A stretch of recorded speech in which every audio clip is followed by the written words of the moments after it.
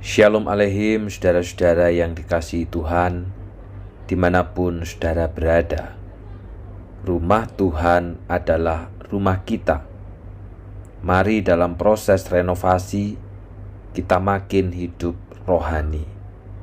Ester 6 ayat yang ke-6-10. Setelah Haman masuk, Raja berkata kepadanya, "Ada orang yang hendak kuberi penghormatan besar. Apakah yang akan kuperbuat untuknya?"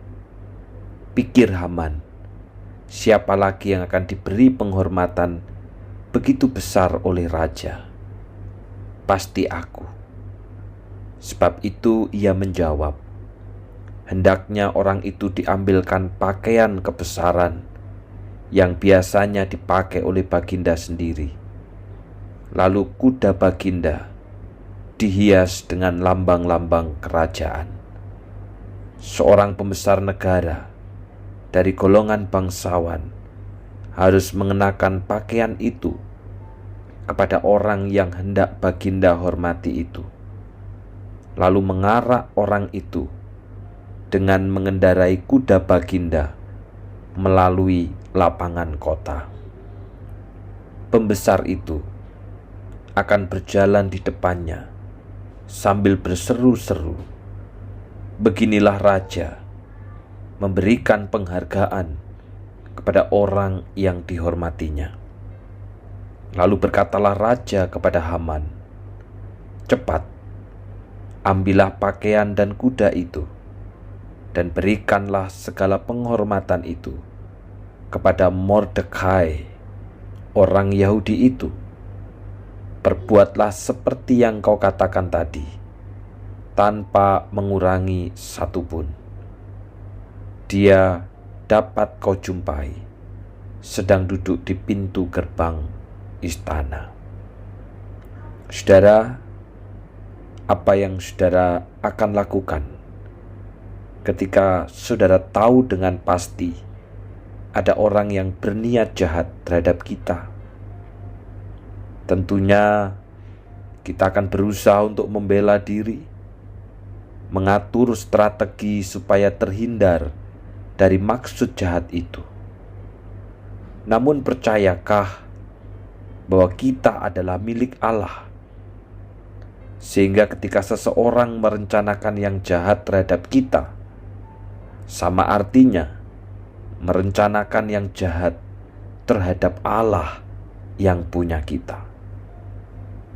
Mordekai adalah salah satu umat Allah yang hidup di tanah pembuangan. Secara kasat mata, Mordekai hanya salah seorang jajahan yang hidup sebagai orang buangan dari sebuah bangsa kecil bernama Yehuda. Apabila Babel yang merupakan bangsa besar saja bisa dikalahkan dan ditaklukkan oleh Persia, terlebih Yehuda yang sudah menjadi jajahan, sehingga bagi Haman, salah satu politikus Persia berpangkat tinggi pada masa itu, membunuh Mordekai dan membinasakan umat Yahudi adalah persoalan yang sangat mudah. Apa rencana jahat Haman terhadap Mordekai dan seluruh bangsa Yahudi? Dikatakan dalam ayat yang keempat, Haman hendak minta izin kepada raja untuk menggantung Mordekai pada tiang yang telah didirikan itu. Rencana jahatnya adalah menggantung Mordekai dan membinasakan seluruh orang-orang Yahudi. Haman merasa yakin apa saja yang akan diperbuatnya pasti berhasil. Haman sedang berjaya.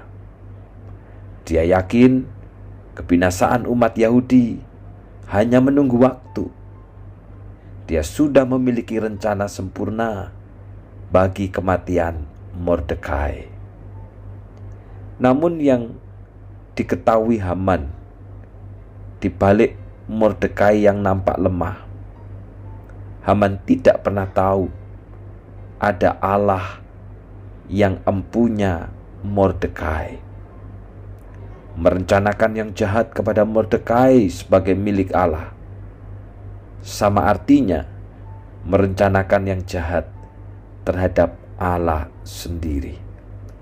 Ini yang tidak diketahui oleh Haman pada saat itu.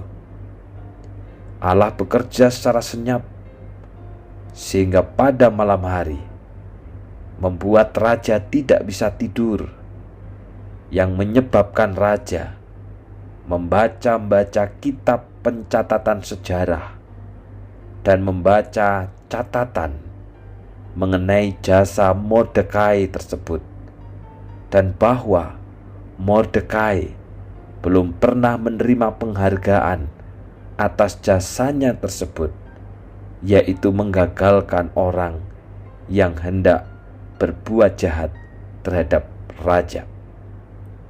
Di sisi lain, saudara, Haman merasa sangat yakin bahwa yang pantas menerima penghargaan raja adalah dirinya sendiri. Namun dia tidak tahu bahwa ada Allah yang memelihara, yang bekerja di tengah umatnya. Sehingga apa yang dikatakan raja dalam ayat yang ke-10, cepat, ambillah pakaian dan kuda itu, dan berikanlah segala penghormatan itu kepada Mordekai, orang Yahudi itu. Perbuatlah seperti yang kau katakan tadi, tanpa mengurangi satupun. Apa yang terjadi kemudian sama sekali di luar dugaan Haman, saudara. Karena Allah bertindak memutarbalikkan niat jahat menjadi berkat. Mordekai yang direncanakan Haman untuk digantung justru mendapat penghormatan seperti yang Haman katakan. Sebaliknya, apa yang dipersiapkan Haman untuk menggantung Mordekai pada akhirnya akan diterima oleh Haman sendiri. Saudara, firman Tuhan ini mengingatkan kepada kita, mari kita tidak gampang merencanakan yang jahat terhadap orang lain, apalagi apabila itu adalah umat Allah. Karena ketika kita merencanakan yang jahat terhadap milik Allah, sama artinya kita merencanakan yang jahat terhadap Allah yang empunya miliknya, dan kita akan berhadapan dengan Allah sendiri. Apa yang kita rencanakan yang jahat itu bisa Allah kembalikan kepada diri kita. Sebaliknya, saudara, apabila kita tahu ada orang yang merencanakan yang jahat terhadap kita, tetaplah hidup di dalam kesalehan, tetaplah hidup di dalam ketaatan, karena Allah dapat merubah niat jahat itu menjadi berkat. Allah memelihara miliknya, Allah memelihara gerejanya. Tetaplah hidup saleh dan takut akan Dia. Mari kita berdoa.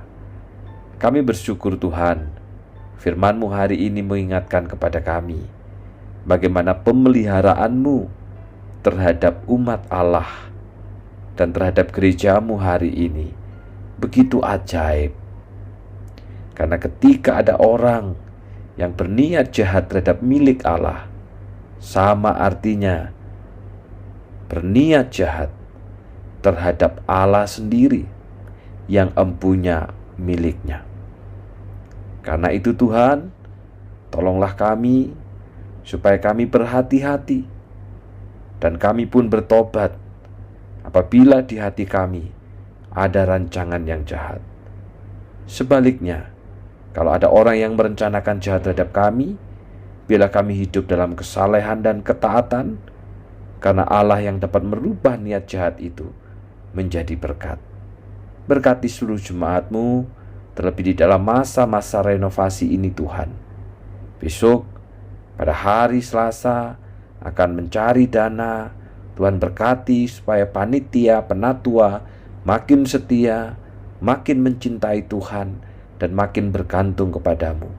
Sehingga seluruh jemaat pun makin hidup di dalam ketakutan dan kesalehan kepada Tuhan. Biarlah renovasi ini menjadi perjalanan rohani yang membahagiakan, bukan perjalanan yang melelahkan, sehingga kami justru makin mengalami pertumbuhan di dalam iman. Berkati hamba-Mu, Pendeta Hartines, juga untuk Lose Juli, dan juga hamba-Mu sebagai gembala. Berikan hati yang terus mencintai Tuhan. Dalam nama Tuhan Yesus kami sudah berdoa. Amin. Tuhan memberkati.